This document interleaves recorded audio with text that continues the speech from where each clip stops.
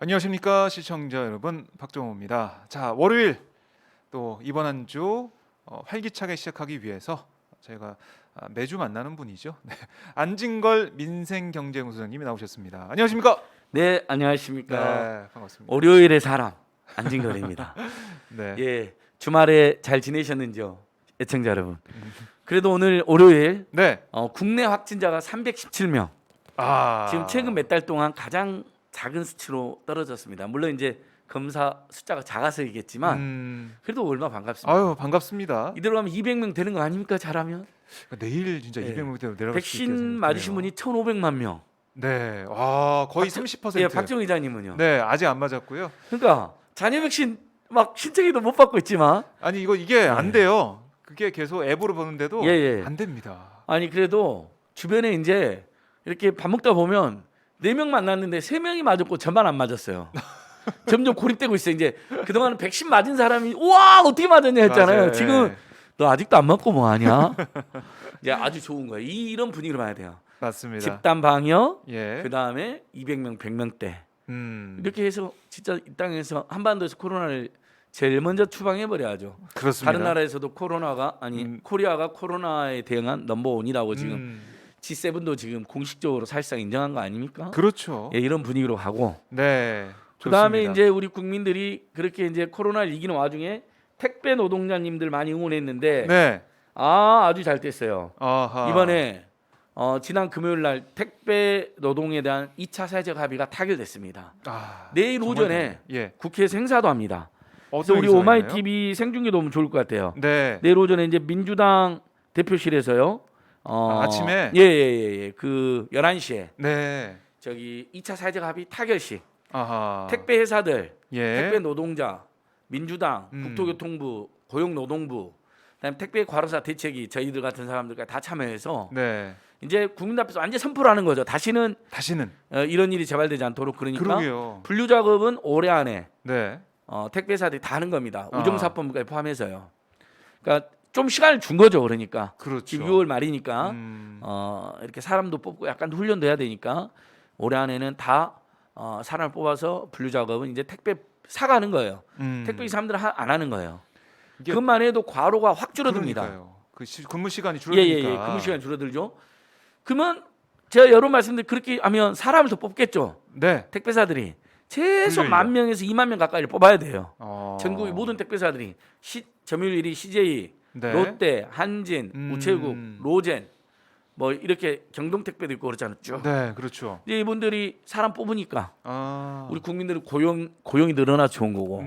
그다음에 택배 기사님들은 아침에 꼭두새벽 나와서 공짜로 했던 장시간 분류 작업을 안 하니까 좋고. 아하. 그다음에 국민들은 덜 미안하니까 좋고 마음 편한 택배 시켜 좋고. 다 좋은 거예요. 예, 완전 타결됐어요. 이번에. 예, 이게 제대로 이행이 되도록 네. 우리 국민들이 잘 감시하고 견제하면 될 것 같고요. 네. 그동안 정말 택배 노조와 택배 과로사 대책위가 큰 고생을 했고 민주당에서도 을지로위원회, 그다음에 민주당 민생연석회의, 네. 거기 시민단체, 소비단체가 다 들어가서 합의를 낸 거예요. 요금을 좀 올리는데 소비단체들도 동의를 해준 거예요. 국민들도 그랬지만은. 서로 그러면 분류작업 인원 뽑아야 되니까 네. 본사는 거기에 일부 쓰고 일부는 택배 기사님들 스스로 올려줘서 예. 기사님들이 뭐 300개 나르는 거 200개 나름 하루에 소득이 줄어들잖아요. 줄어들지 않도록 조치를 해달라.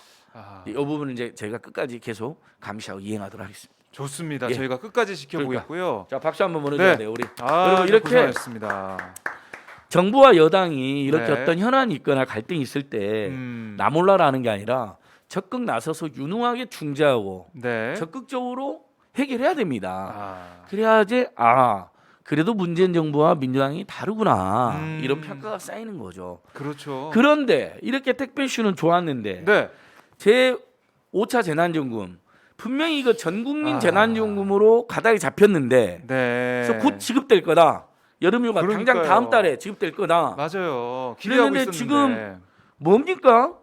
이러니까 또 정부 여당이 국민한테 비판을 받게 되고 민심의 싸늘한 평가를 못 벗어나는 겁니다. 지금 갑자기 네. 또 30%를 제하고 주겠다. 상위 30%는 안 주겠다. 그러면요 굉장히 또 시간이 많이 걸리고요. 음. 일단 30% 국민들 그분들은 얼마나 기분이 나쁘겠습니까? 네. 원래 50%로만 주겠다 했다 70%로 늘어나면 문제가 덜해요. 아 예. 100%다 준다 했다가 다 갑자기 그렇게 믿고 30%면 있었는데.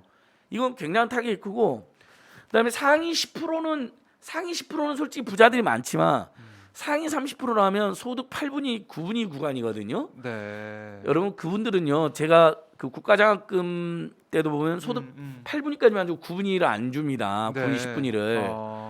9분위나 8분위 분들을 분석해 보면요, 부부가 맞벌이를 하고 집이 하나 있고 차가 하나 있는 정도면 8분위나 9분위로 많이 편입됩니다. 네. 그러니까 상층이라기보다는 중산층인데 조금 여유 있다는 이유만으로 이제 소득 8분위 9분위에 포함이 되는 거예요. 맞벌이 하니까 그렇게. 맞벌이 하니까. 네. 그다음에 이제 집은 한 채씩 있는 분들이 많이 있잖아요. 아무래도. 그다음 자동차는 집집마다 보면 꼭 한두 대 있잖아요. 네. 엄마 아빠 한 대, 자식들 중에 한 대 이렇게 조금 뭐 그럴 수도 있지. 있고요. 예. 그러면 바로 8분위 9분위 돼 버려요. 음. 이분들도 자, 만약에 이게 보편이나 선별이라는 자꾸 싸우는 게 무의미한 게, 우리가 예를 들면 특정 지역에 수혜가 생겼는데 네. 모두한테 주장하지 않잖아요. 그렇죠. 예, 또는 뭐 예를 들면 아동들만 피해를 본 일이 있어서 그럼 아동들만 주면 되죠. 네. 아동 수당이 대표적이잖아요. 음. 근데 이 재난은 코로나19 1년 반 동안 우리 국민들 모두가 고생했어요. 네. 부자도 중산층도 가난한 사람. 아. 그다음에 생각지도 못하게 다들 사업이 잘 된 대기업들도 있지만 부자 중에도 사업이 안 된 사람도 많아요. 그렇죠. 그다음에 마스크 비용하고 손소재정저 비용 등으로 생각지도 않은 돈을 많이 쓰셨어요. 뭐 1년 반 동안 뭐 최소 수십만 원에서 많게는 수백만 원 쓰신 분도 있을 거예요. 네. 자, 그리고 2차에서 4차는 또 기재부견을 받아줘서 어려운 사람 해봤죠. 더 많이 줬잖아요. 네, 선별해서 예, 선별해서 재정도 줬죠. 아끼면서. 네. 근데 5차는 대통령님도 여러 번 약속했고 여당 대표도 여러 번 공언했고, 이제는 방역 단계가 좀 완화되고 백신도 맞아 가니까 그동안 고생한 모든 국민의 1호금과 응원금, 그다음에 그를 통해서 경기 내수 경기 활성화에 쓰자고 여러 번 이야기했죠. 네. 그래서 그렇게 가다가 잡혔어요. 근데 느닷없이 지금 지난주에 그냥 주말에 기재부를 중심으로, 뭐 국민의힘이 반대하고 이런 거는 뭐 늘 그랬으니까 그렇다 치고 상위 30%를 제하고 주자. 그러면서 지금 경론이 붙었다는 거예요. 그러면 국민들이 뭐라고 생각했습니까?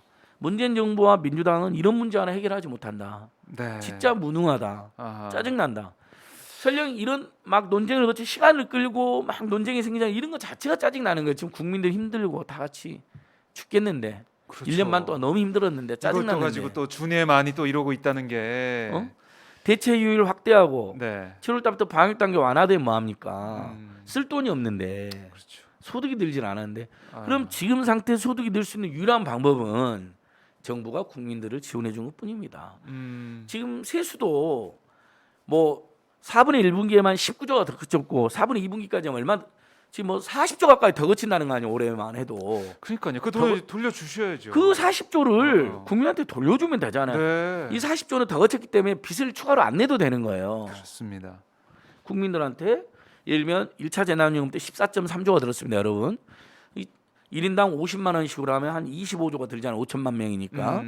1인당 25조 쓰고 네. 1인당 50만 원, 4인 가구 기준으로 200만 원. 대신 방식은 이번에는 개개인에게 주고. 아. 그다음에 피해 업종 2월 중순부터 6월 중순까지 영업 금지나 영업 제한을 당한 분들한테는 좀 네. 피해 지원 별도로 추가를 해주고, 그다음에 여행업, 공연업, 전시업, 뭐 영화업 이런 데 다 망했잖아요. 힘들었잖아요. 네. 그런데 또 좀 추가 지원해주고, 지자체는 저소득층들에게 또 추가 지원해주고, 그러면 보편성, 신속성, 형평성이 다 맞게 되는 겁니다. 그러네요. 그래서 다 이렇게 한 번에. 모두에게는 일정한 금액을, 네. 더 어려운 분들은 추가로 더 주고, 그렇죠.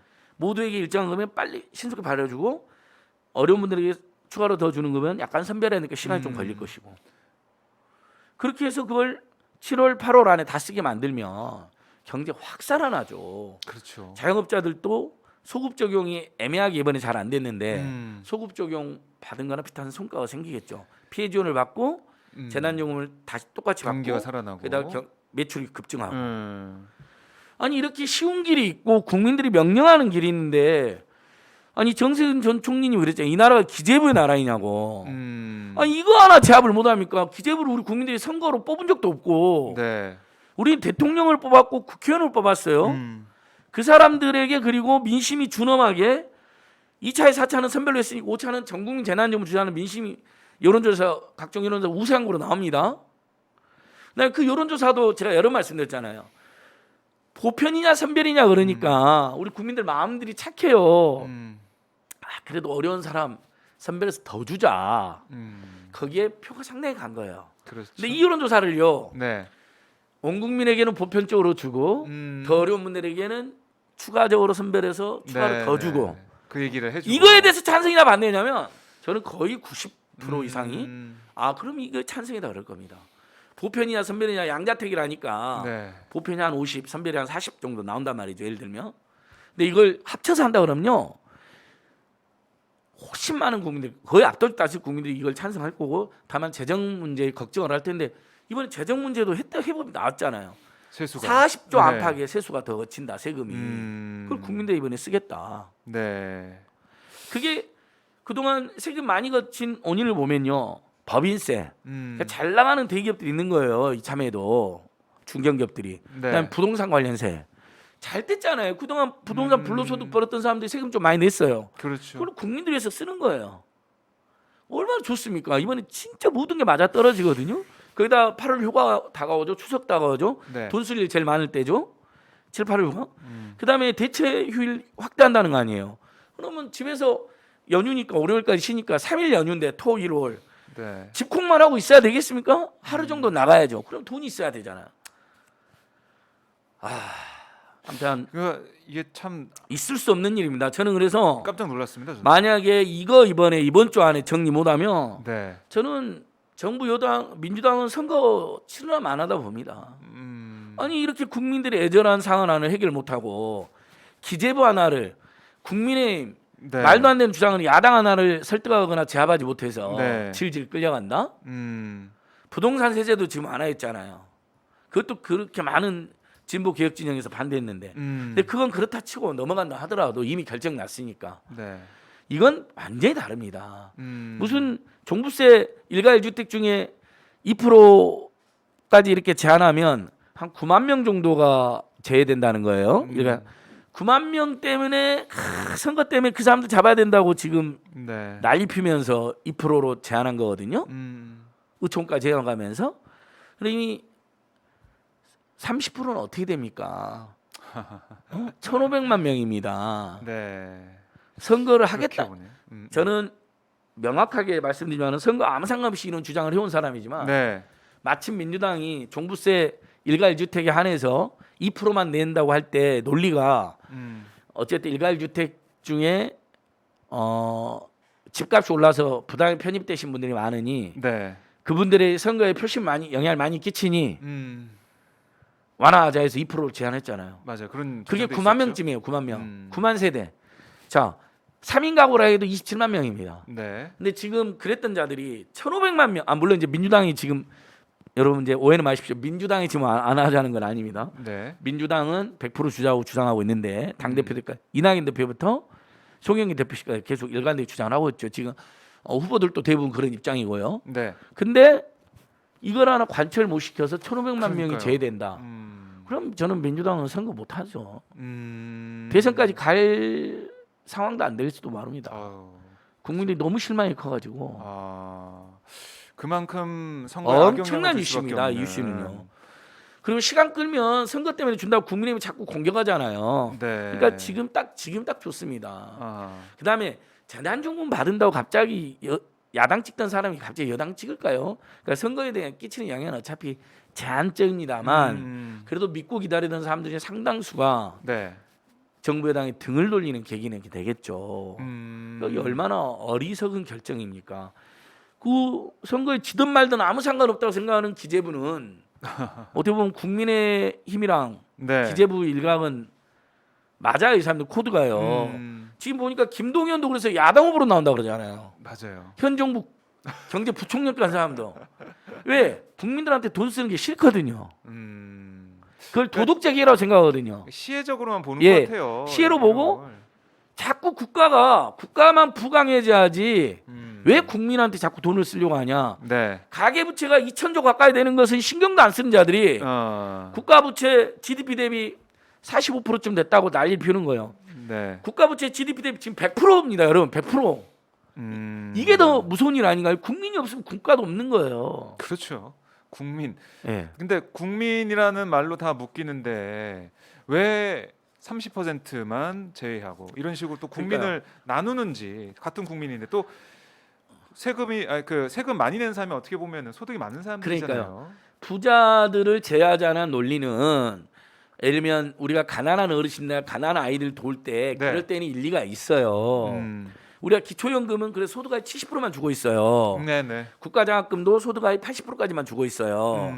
그렇게 일리가 있을 때가 있습니다. 네. 그리고 똑같이 주는 거에서 형평성을 문제 제기하는 분들의 주장도 일리가 있어요. 그래서 2차, 4차에서 피해를 본 분들 중심으로 더 많이 줬고 네. 이번에도 피해업종은 따로 지원을 해줍니다. 음. 그러니까 완전 똑같이 나눠주는 게 아니에요. 이번에도 보면 잘 보시면. 더 두텁게 해서 그다음에 주는 지방정부 지자체들이 네. 가난한 사람들 추가로 더 줘요. 1차 때도 그랬어요. 지금도 돌아다니 보면요. 각 지자체마다 예를 들면 미취업 청년들 취업장려금 드립니다. 네. 상대적 가난하잖아요. 미취업 청년들이. 폐업 중소상공인들 폐업 지원금 드립니다. 이게 뭐냐면 중앙정부를 보조해서 더 어려운 분들을 선별해서 그렇죠. 형평성에 해주는 거예요. 네, 네. 이번에 그렇게 하면 되는 겁니다. 그리고 부자들이 세금도 많이 내는데 매번 모든 지원 때마다 배제하면 부자들도 기분 나쁘죠.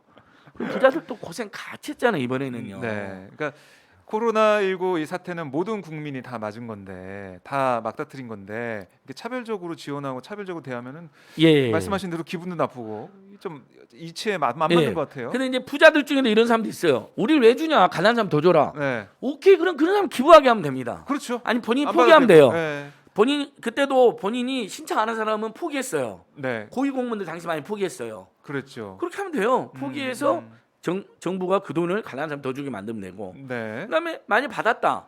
기부하면 돼요. 그렇죠. 그렇죠. 그러니까 그 돈은 신용카드 포인트는 지갑으로 오면 쓸 수밖에 네. 없잖아요. 음. 동네 자영업자 가서 부자도 막 쓰세요. 선심 쓰시듯이 써도 좋습니다. 내수경제 활성화되니까. 네. 대신 자기는 원래 받을 생각 없이 줬으니까 만약에 4인 가족 기준으로 120만 원 받았다. 지금 1인당 30만 원이 나오니까요. 110만 원을 기부하면 되잖아요. 예를 들면 동네 저도 맨날 동네에서 기부하는 데가 독거노인 지원센터, 네. 아동 청소년 복지기관 이런 데는 지금도 돈이 부족해요. 특히 최근에 제가 기부 계속하고 있는 데가 세움이라는 단체인데요. 네. 부모님 한부모 가정이나 부모님 같이 살는 가정이었는데 한부모님이나 부모님 두 분 다 감옥에 가버리는 경우가 있어요. 네. 아이들 어떻게 합니까? 전국에 15,000명 정도가 그렇죠. 아이들이 예. 부모가 감옥에 가 있는 아이들이 전국에 15,000명 있답니다. 근데 할머니 할아버지가 있으면 괜찮죠. 할머니 할아버지 대부분 키운대요. 네. 할머니 할아버지 없는 집이 문제래요. 일부는 삼촌 이모네 집에서 키우는데 그것도 쉽지 않겠지만 대부분 보육원가 아니면 심지어 몇백 세대는 아이들끼리 살고 있대요. 예를 들면 중학생 하나 초등학생 하나 살고 있는 거예요. 아이고.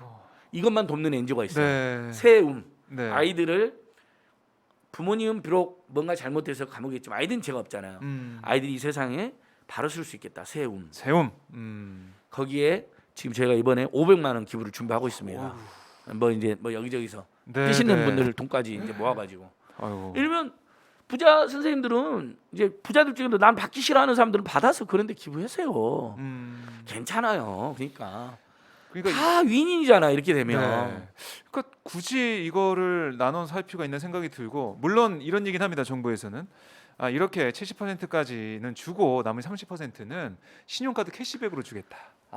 그것도 말이 안 되는 게 네. 자, 신용카드 캐시백은요. 네. 신용카드 사용액을 4분의 2분기 그러니까 4, 5, 6월 달보다 2분기 7, 8, 9, 4분의 3분기에 100 뭐라도 더 써야 돼요. 100만 더 쓰면 그중에 10% 10만 원만 주는 거예요. 그렇죠. 200만 예, 더 예, 쓰면 20% 주는 거예요. 네. 20만 네, 네. 20만 원 주는 거예요. 근데 우리가 이 정책도 좋은 정책이라고 제가 지난주에 말씀드렸잖아요. 맞아요. 소통일 때문에 네, 잘했다고.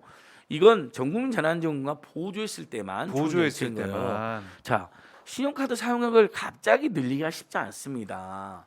부자들도 그렇죠. 예. 부자들은 일반적으로 소비 탄력성이 낮다고 평가받잖아요. 저소득층들은 돈이 들어오면 다 써요. 맞아요. 부자들은 소비탄이 낮아서 그냥 쓰던 대로 쓰는데 그 30%가 갑자기 10만 원 더 받을 20만 원 더 받으려고 갑자기 막 그러려면 소비를 100만에서 200만 원 늘려야 되는데 또 그렇지. 그다음에 그렇지. 최대 30만 원만 예. 주는 건데 네. 300만 원을 쓰면 30만 원 주는 거잖아요. 네. 더 쓰면 300만 원을 쓰면 30만 원 주는 게 아니라 4분기에 내가 500만 원을 썼는데 2분기에 300 더 써서 800을 써야지 30만 원을 주는 거예요. 그렇죠. 갑자기 그렇게 몇백을 늘리는 사람이 누가 있겠습니까? 근데 이것도 뭐 자동차를 사거나 TV를 사거나 이런 예, 것도 안 된다고 그것도 하잖아요. 제한을 또 둔다는 거 아니에요. 네. 그러니까 그럼 쓸데없네. 보조적으로 전 국민 준 다음에 예. 거기다가 나는 캐시백까지 받아야겠다. 음. 그래서 마침 나는 신용카드를 잘 써.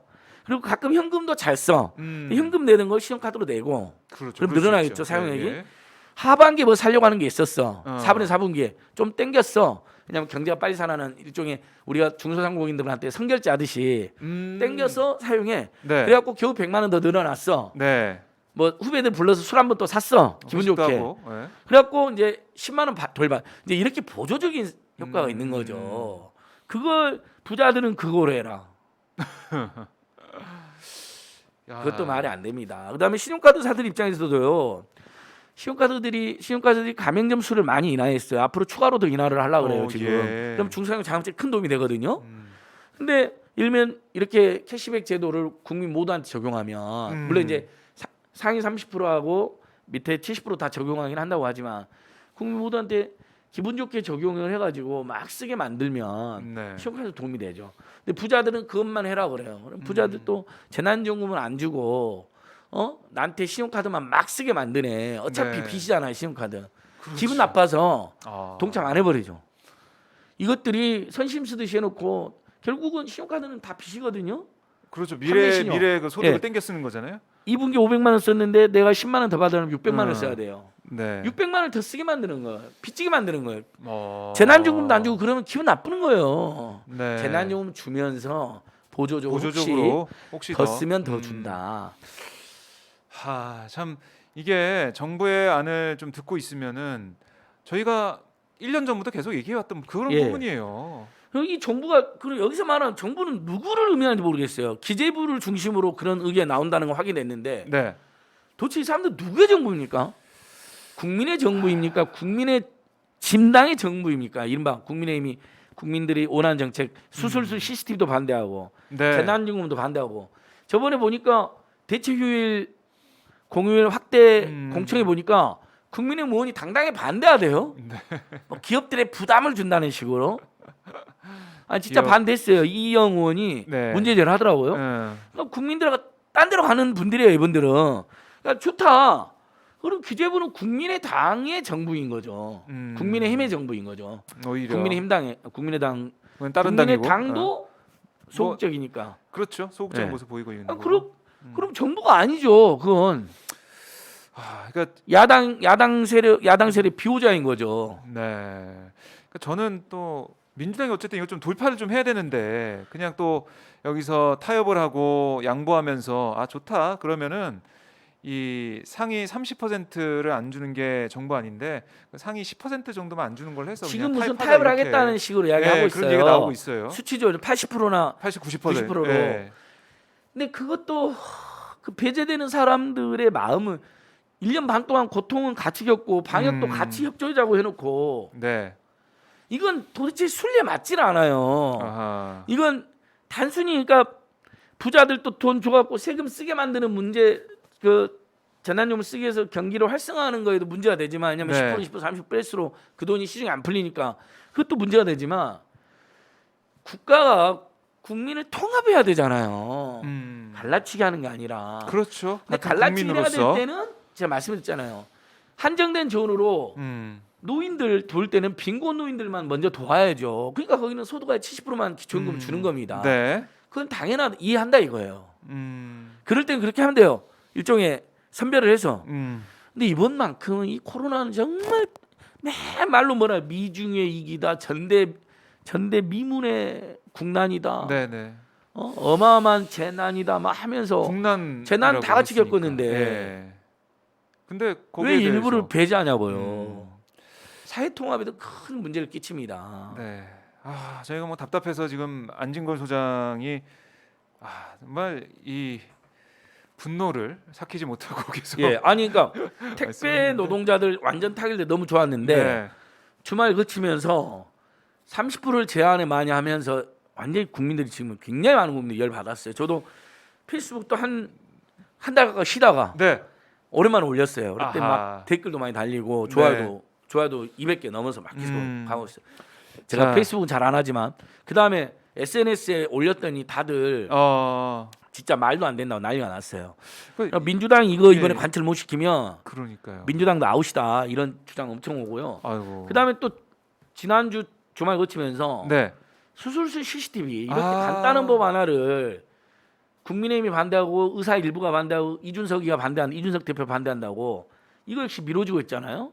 이것도 한 이번 1년 주에 민주당이 네. 이거 진짜 관철시켜야 됩니다. 음. 자, 버스 노동자들, 공장 노동자들, 어린이집 교사들 다 반대했지만 네. 힘없는 사람 반대할 때는 다 밀어붙였잖아요. 의사들이 반대한다고 이렇게까지 그 정도 충분히 의견 수렴했고 네. 국민 여론도 수렴했잖아. 오늘 리얼미터가 발표한 리얼미터 네. 발표 여론조사에도 보면 70%가 넘는 국민들이 압도적으로 찬성하는 국민의힘 지지자들도 압도적으로 찬성하는 걸로 나와요. 근데 국민의힘 당만 일부 의사 집단하고 딱 네. 결탁이 돼서 반대하는.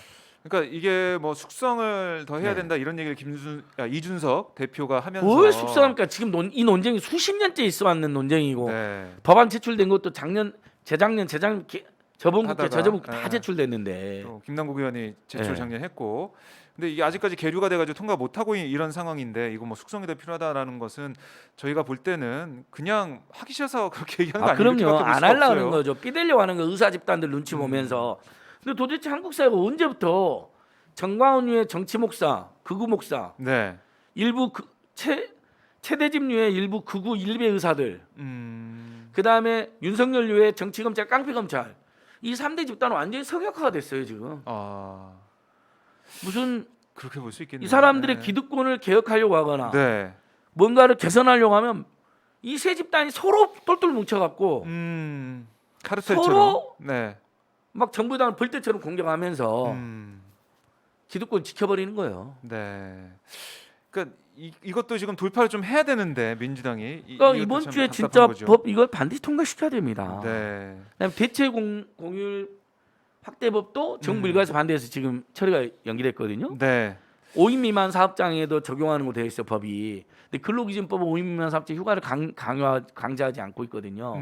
이참에 그러면 이 법이라도 해서 5인 미만 사업장들도 쉬게 하든지 그렇죠. 뭐 대체 공휴일 다 쉴 때 법적으로 아니면 5인 미만 사업장의 근로기준법에 그 강제를 안 하고 있으면 이 법에도 뭐 예를 들면 한시적으로 네. 뭐 저기 몇 년을 유예를 해서 서서히 이행하게 하든지 노동시간 단축도 그렇게 적용했잖아요. 대규모 사업장도 하나씩 한 것처럼 단계적으로 방법이 있는데 이것도 이번 주에 통과 안 되면 그러니까 지금 민주당이 대체 공휴일 확대, 수술실 CCTV, 두 번째 정부 재난 이 세 가지 관철시키지 않으면 지지자들뿐만 아니라 중도 합리적인 보수들 그다음에 그래도 국민의힘보다 민주당이 낫다고 생각했던 많은 국민들이 엄청나게 분노하고 실망할 겁니다. 그러니까 대통령 지지율은 오늘 또 40%가 나왔어요. 네. 민주당 지지율은 30%가 안 돼요.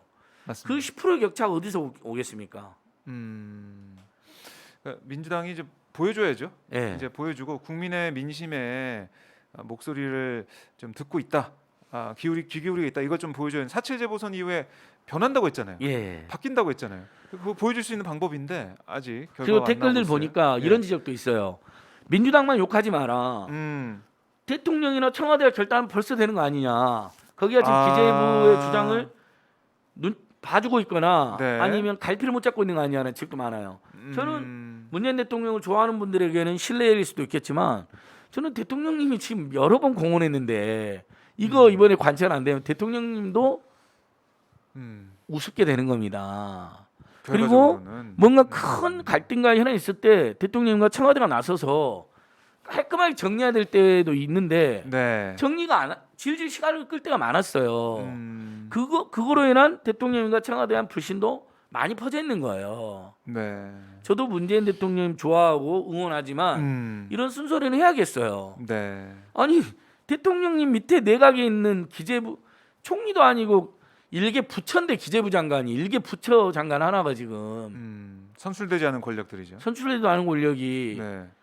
대통령님과 여당 대표와 대선 후보들이 여러 번 이야기하고 국민들께서도 훨씬 더 많은 사람들이 원한다는 게 여러 번 확인됐는데 이런 혼선이 터져 나온다? 그럼 만약 대통령님은 여러 번 이야기했는데 그걸 관철시키지 못했다. 네. 그럼 참모들에도 큰 문제가 있는 겁니다.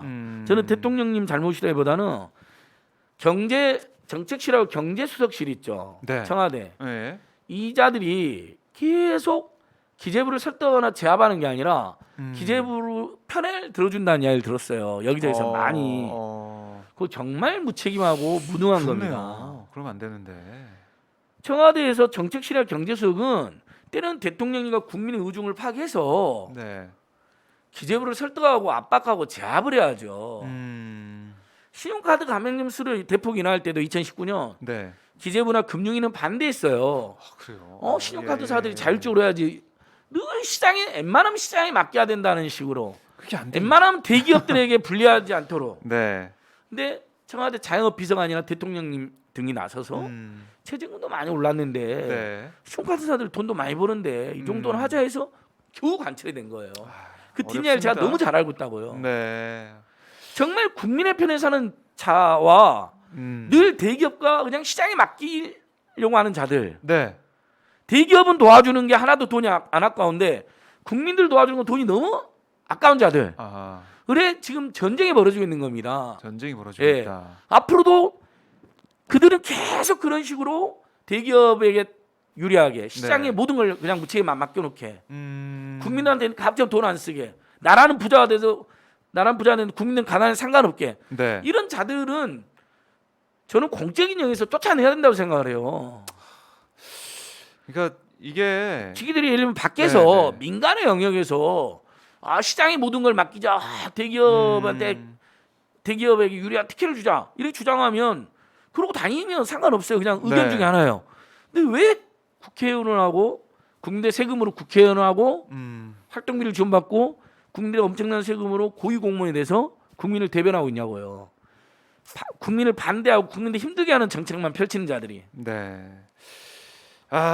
좀 아주 이번 주 열받습니다. 예. 다음 주에 저희가 이 시간에 만나서 대화할 때는 예. 민주당이 좀 각성해가지고 예. 다 정리하고 처리해서 우리 좀 웃으면서 얘기를 좀 했으면 좋겠네요. 그러니까요. 이번 주에 저희들도 강력히 대응할 예정이고요. 네. 수술수 CCTV 관련해서 이준석 대표 정말 잘못한 겁니다. 이준석 대표는 지금 한 달도 안 돼서 본질이 다 드러났는데요.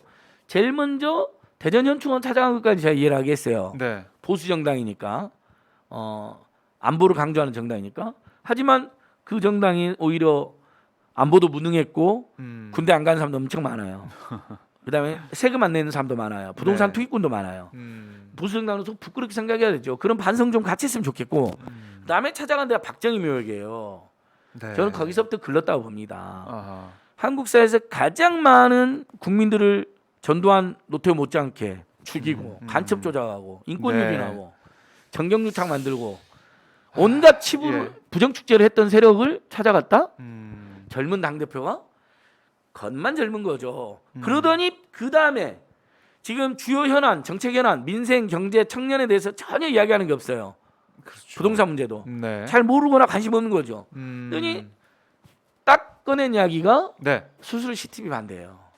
싹수가 노란 겁니다. 이준석 대표님께 죄송하지만 네. 금방 본질이 드러나고 있는 거고 국민들이 이거 다 지켜보고 있거든요. 그다음에 터진 논란이 지금 병역 특례 기간에 어떻게 그 정부가 주관하는 네. 지원을 받는 예산 지원을 받는 마에스트로가 됐냐는 거잖아요. IT 마에스트로. 의혹이 지금 제기가 돼 있어요. 근데 그건 간단합니다. 지원 자격이 보니까 고등학교, 대학교, 대학원 제라고 돼 있어요.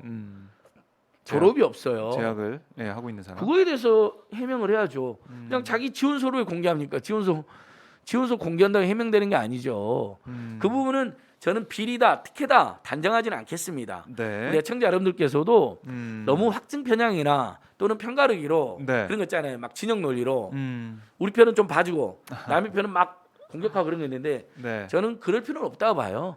팩트, 공개된 팩트를 중심으로 그렇죠. 팩트에 꼼꼼히 대해서 팩트 확인하는 체크해서 거죠. 네. 거기서 의혹이 있으면 의혹이 있는 대로 지적하고 아하. 사실이면 맹렬히 규탄하고. 근데 지금 이준석 대표는 보니까요. 문제가 확실히 있어요. 정말 재학 중인 사람들만 지원하게 됐는데 졸업자가 지원했어요. 그다음에 보통 군복무 중에 예를 들면 영리활동이나 이중활동 못 하잖아요. 우리 군대 다 갔다 온 사람들 군대 하면서 뭐 어떻게 다른 걸 어떻게 합니까? 그렇죠. 네. 이 사람 지금 군복무 중에 일종의 또 다른 일을 한 거거든요. 그리고 군복무에 전념하지 않았다는 이야기잖아요. 그렇게 볼 수 있네요. 또 예. 그렇게 보니까. IT 예. 마이스트로라는 정부 예산 지원까지 받고 일종의 타이틀 딴 건데 네. 그건 다른 청년들은 당시 누리지 못했던 특혜를 누린 거라면 그건 성찰이 필요한 거죠. 무슨 커다란 불법이나 비리가 아니었다 하더라도요. 네, 네. 근데 더 나아가서 그 명단이 최종 합격자 명단이 다릅니다. 당시 이명박 정권 지식경제부가 낸 보도자료에 보면 네. 합격자 명단에 여성이 7명이고 그다음에 고등학생이 19명으로 나와요. 네. 근데 나중에 김용민 의원이 받은 그 연수 기간에 보면 고등학생 숫자가 18명으로 줄어들어 있고 여학생 숫자가 1명 줄어들어 있습니다. 그러니까 만약에요. 여고생 1명을 탈락시키고 중간에 이준석 대표가 낑겨 들어왔다. 흔히 말하는 예. 끼어 들어왔다. 이게 팩트로 확인되면 이건 어마어마한 문제예요. 그러니까 그뭐 단정할 수는 없지만 지원서를 그러니까 그랬다면 그랬다면. 그런 의혹도 지금 제기되고 있는데 네. 왜냐면 숫자가 진짜 달라요. 제가 숫자가 다 다르다. 주말에 네. 구본기 생활경제연구소장하고 저하고 둘이 공부를 했어요. 자료를 보면서. 그다음에 합격자 100명이거든요. 예. 보도자료 100명 뽑았다 났잖아요. 그 100명 중에 유일하게 전부 다 재학생인데요. 고등학생, 대학원들. 네, 네, 네. 유일하게 졸업생 딱 하나 있어요. 그 이준석 대표예요. 그다음에 그 100명 중에 유일하게 청와대에서 뭘 대표해서 연설했다라는 네. 경력이 있어요. 아하. 자, 이명박 정권의 지식경제부 네. 완전 이명박의 그 자원외교 사기 사건의 앞잡이들이고 이명박 측근들이 장악한 곳이었는데 뭔가 냄새가 나지 않습니까? 그러니까요. 이게 전원 재학생인데 어떻게 한 명만 졸업생이냐고요. 딱 한 명만. 그래서 이상하다고 근데 일부 제기를 그냥 졸업생도 했는데, 아니고 예. 군복무 중인 졸업생이에요. 음. 이상하잖아요. 그래서 이상하다고 그리고 경력에 글이 써졌어요. 네. 이건 공개되는 보도자료예요. 맞아요. 거기에 청와대에서 대표로 연설 뭐 이런 청와대가 들어가 있어요. 그러면 일본 공무원들이 알아서 기었을 수도 있지만 뭔가 느낌 이상하잖아요. 그러게요. 분명히 지원 자격에 재학생만으로 되어 있는데 그래서 그 이력서 이준석 대표가 공개한 지원서에도 보면 네. 소속 학교라고 되어 있잖아요. 졸업생들한테 소속 학교 안 물어보죠. 이력을 그렇죠. 물어보죠. 예, 예. 그럼 소속 학교라는 거 뭐냐면 어디 학교에 지금 소속돼 있느냐, 재학돼 있느냐라 물어보는 소속 거예요. 학교니까. 예, 그럴 수도 그렇죠. 있어요. 그렇죠. 그러니까 이 부분들은 정말 명명백백히 네, 저는 이 의혹을 좀 부분은 해소해야죠. 특히 이준석 씨가 입만 열면 무슨 시험 봐야 된다, 공정하게 해야 된다, 공정, 예. 능력대로 해야 된다고 주장한 사람 아닙니까? 그렇습니다. 근데 본인이 이게 능력대로 한 게 아니면 뭐 사진도 엄청 이상한 사진을 썼던데 당시 그런 장난스러운 사진을 쓰고 합격하기 쉽지 않았을 것 같아요. 그 지원서 보면 완전 장난스러운 사진을 올려놨잖아요. 네, 맞아요. 무슨 그 국민의힘당이 어떤 정당입니까? 문준용 씨가 귀걸이한 사진으로 어떻게 이렇게 합격했냐고. 아니 귀걸이는 오히려 많이 했죠. 찍을 수 있죠. 귀걸이 그렇죠. 그거 예. 하고 다닐 수 있죠. 그러니까 왜? 그것 때문에 예. 떨었다면 오히려 그게 문제죠. 음. 근데 이준석 씨 지원서는 봐보세요. 아예 장난을 친 것처럼 해놨잖아요. 근데 보통 이런 진지한 어떤 선발 과정에 너무 장난스럽게 하면 마이너스가 되는 경우가 많거든요. 뭐지 얘 장난치는 거야 하면서 완전 경험에 비춰보면 그거 보면 너무 웃기게 찍어놨잖아요. 그렇죠. 무슨 개그맨처럼. 네. 아니 저는 그렇게 발랄한 사진도 이제 뽑혀야 된다고 생각하지만 당시 분위기가 이명박 정권, 그것도 이명박 정권이 굉장히 보수 봉건적인 정권이었는데 맞지 않았는데 뽑혔다는 이야기를 하는 겁니다. 네. 전원 재학생인데 99명이 한 명만 졸업생이고 보도자료 처음에 그때 기재부가 지식경제 낸 보도자료 이명박 정권 최종 합격자에서 구성원이 달라졌어요. 고등학생, 대학생, 대학원 구조원이 달라졌어요. 달라졌죠. 네. 의혹이 있습니다. 이거는 아마 민주당에서도 계속 의혹 제기를 할 거고. 아니 저희들도 이건 예. 저는 참여연대 이준석 대표를 아니 이제 민생경제 이준석 대표를 죄송합니다. 예. 그분이 잘했으면 좋겠어요. 정말 국민의힘이 합리적인 보수정당, 합리적인 중도정당 됐는데 앞장서고 아까 말씀드린 것처럼 민생, 경제, 청년 이슈 앞장서고 네.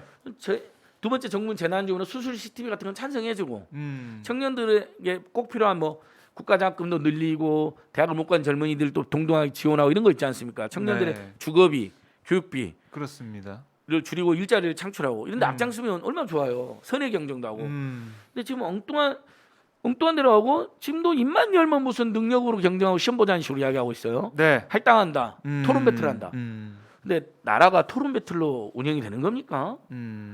철학과 내공과 진정성이 있어야 되는 거죠. 물론 토론도 잘하면 좋겠지만 네. 본인이 맨 능력과 시험을 강조하던 사람이 본인은 아빠 찬스나 유승민 의원 찬스를 상당히 썼단 말이죠. 심지어는 지금 누구나 하고 싶어 했을 때 선발이었으니까 당시에 IT 마이스트로 얼마나 이름도 좋아요. 그렇죠. IT 마이스트로. IT 청년 거장이라는데. 마이스트로. 네. 그러니까 지금 나경원 딸이 자꾸 생각납니다. 스페셜 올림픽 세계 스페셜 올림픽 원리위원회 네. 글로벌 메신저가 됐거든요. 아무한테도 기회 안 주고. 네.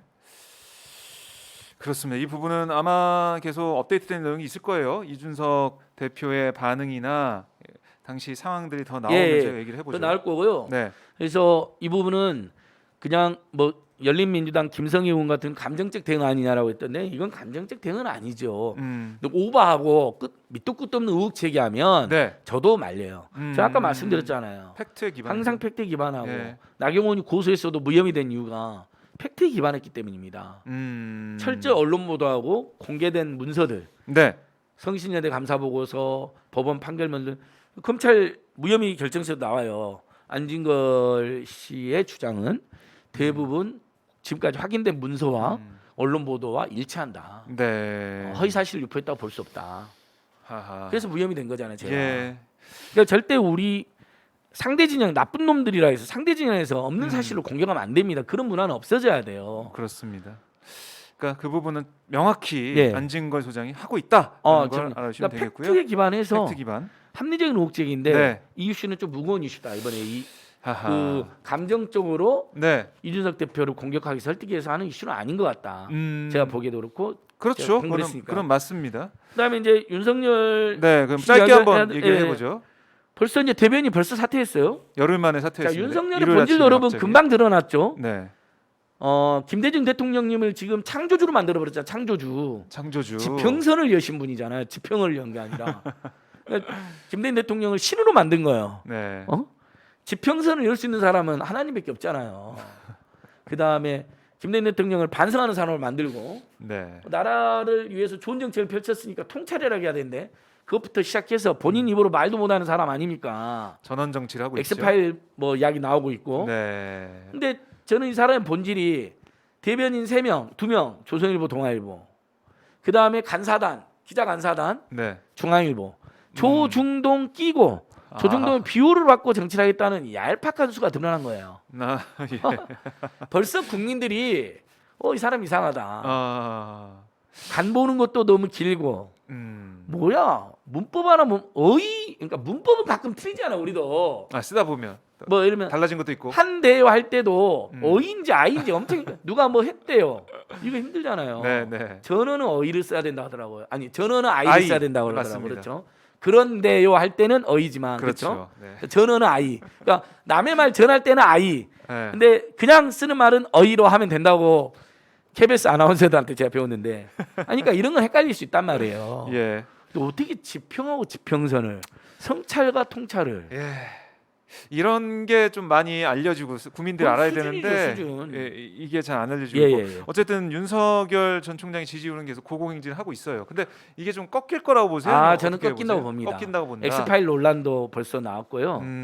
그다음에 이미 장모님이 10원 한 장 피해 준 적 없다 할 때 꺾이기 시작했다고 봅니다. 논란 네. 합리적인 보수 세력들 사이에서도 이건 아닌데 간보기 이건 아닌데 조중동 끼고 놀려고 이건 아닌데 네. 거기다가 지금까지도 그다음에 대변인 갑자기 사퇴했잖아요. 네. 그다음 엑스파일 이야기가 보수정에서 터져 나왔단 말이죠. 네. 물론 이제 송영길 대표가 먼저 한 이야기 있지만 뭐 그걸- 내용은 또 다르다고 하니까 뭐 그걸 어쨌든 보신 봐야겠지만. 분이 네. 이건 못 버틴다라고 이야기했다는 거 아닙니까? 벌써 여러 명이. 그렇습니다. 뭐 그리고 국민들이 바보가 아니거든요. 그래서 지금 국민의힘 내에서도 윤석열이 아니라 최재형이나 김동연으로 바꿔치기 하겠다. 그런 이런 얘기가 또 계속 의견들이 나오고 나오나 있어요. 봐요. 예. 근데 야, 이 최재형이나 김동연이도 웃기죠. 윤석열. 나는 이 세 사람 다 웃긴 게 문제죠. 고위 관료를 한 사람들이 그러면 윤석열도 네. 검찰총장 하면서 내심 야당 편을 들어줬다는 것이고요. 특히 최재형 진짜 양심 불량한 사람입니다. 원전 수사 이거 보면 아니, 원전 감사 무슨 이거 보면 독실한 퀴치한 사람이 네.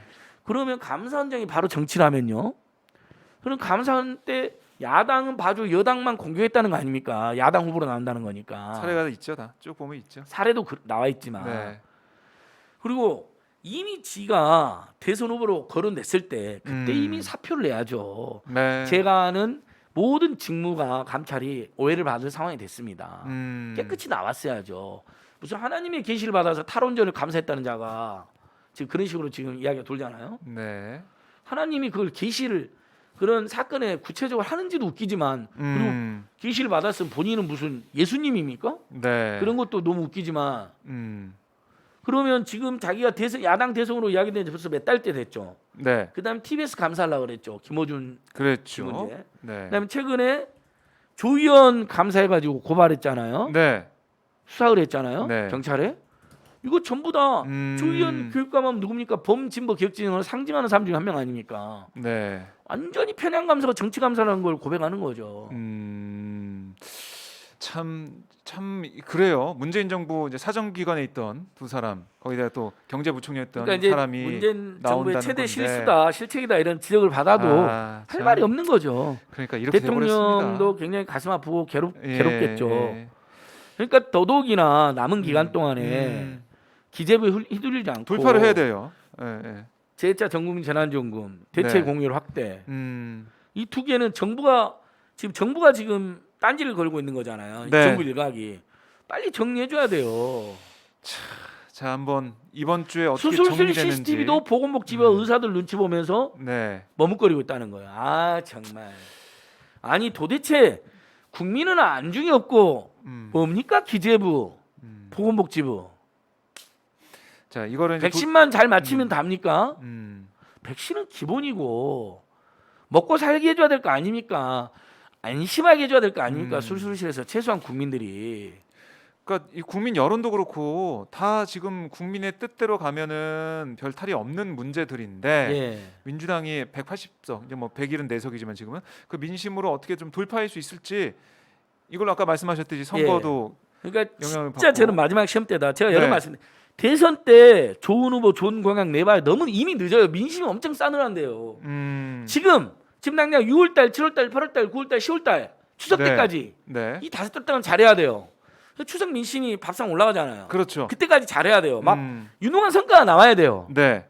그리고 청와대가 대통령이 민주당 나서서 말도 안 되는 관료들, 말도 안 되는 야당의 반대 설득하거나 최소한 타협하거나 좋은 방향으로 아니면 정말 이런 경우는 제압해도 제도 압박해도 됩니다. 다수결 행표를 보라는 게 아닙니다. 충분한 논의를 했고 소수자들의 의견도 반대 의견도 충분히 토의가 됐다면 네. 지금은 최종적으로 밀어붙여도 되는 거죠. 그리고 그게 국민의 권리를 제약하는 거 이런 거 있잖아요. 그러면 밀어붙이면 안 돼요. 국민의 의무를 부하거나. 근데 이건 국민들에게 지원금을 주는 거잖아요. 네. 그 다음에 대다수 국민들이 안전하게 안심하고 수술받게 해주는 거잖아요. 좀 저희가 이렇게 오늘은 좀 톤을 업 시켜서 여러 가지 말씀을 좀 드렸는데 민주당의 올바른 판단 결단 지켜보도록 하겠습니다. 자, 이제 월요일도 이렇게 좀 덥지만 더 덥게 열을 내면서 시작을 했는데요. 땀이 네. 많이 납니다. 열이 일주일. 받아가지고. 네. 하지만 이번 주가 정말 중요한 주다. 네. 자, 한번 같이 한번 지켜보시고 다음 주에 다시 한번 평가하는 시간을 예. 갖도록 하겠습니다. 이번 주에 저희들 또 발로 열심히 뛰고. 네. 지금 저는 어디 가냐면 어디 가세요? 또 그 개국본 네, 개혁국민본부가 검찰개혁 앞장선 단체잖아요. 네. 국민의힘 김근식 위원장 있죠. 예. 이분도 말 함부로 하는 분인데 개국본한테 갑자기 뭐 추미애 장관 전 장관을 비판하는 것까지 그렇다 쳐요. 그럴 수 있는데 느닷없이 개국본 분들한테 네. 그 200만 명 막 촛불 시민들 우리 박정호 PD님 아유, 자고도 막 생존 네, 같이 하고 있잖아요. 몇 생존하고 번. 현장에 있었죠. 개소리하는 집단이라고. 아니 아무리 자기랑 생각 좀 다르다고 해도 막말을 했네요. 막말하고 있네, 막말. 그 여름부터 가을부터 겨울까지 네. 고생한 촛불 수백만 명의 촛불 시민들을 음. 그리고 다른 것도 아니고 검찰 개혁을 열망한 건데 하. 그 무슨 이익 집단도 아니고 네. 그 개소리하는 집단이 어떻게 말을 함부로 합니까? 그래서 어떻게 그래서 예. 지금 전국 개혁국민운동본부, 개국본 여성위원회 뭐 등등이 11시부터 지금 국민의힘 요 우리 오마이뉴스 건너편에 있잖아요. 네. 국민의힘 당사 앞에서 규탄 기자회견 합니다. 그래서 그래서 제가 지금 참석하시는군요. 예, 연대 응원하러 연대 가야 발언. 됩니다. 예. 알겠습니다. 자, 오늘도 더우신데 수고하실 안진건 소장께 박수를 보내드리면서 오늘 시간은 마무리해 보겠습니다. 예. 네, 건강 한 주 되십시오. 예, 네. 여러분 오늘 또 고맙습니다. 다음 주에 또 만나겠습니다. 발로 열심히 뛰어서 좋은 성과 정말 우리 국민들의 삶에 도움이 되고 정말 우리 국민들에게 힘이 되는 정책들을 최대한 관철시키고 다시 나타나겠습니다. 고맙습니다. 고맙습니다. 예, 안녕히 계십시오. 수고하셨습니다. 네, 고생하셨습니다.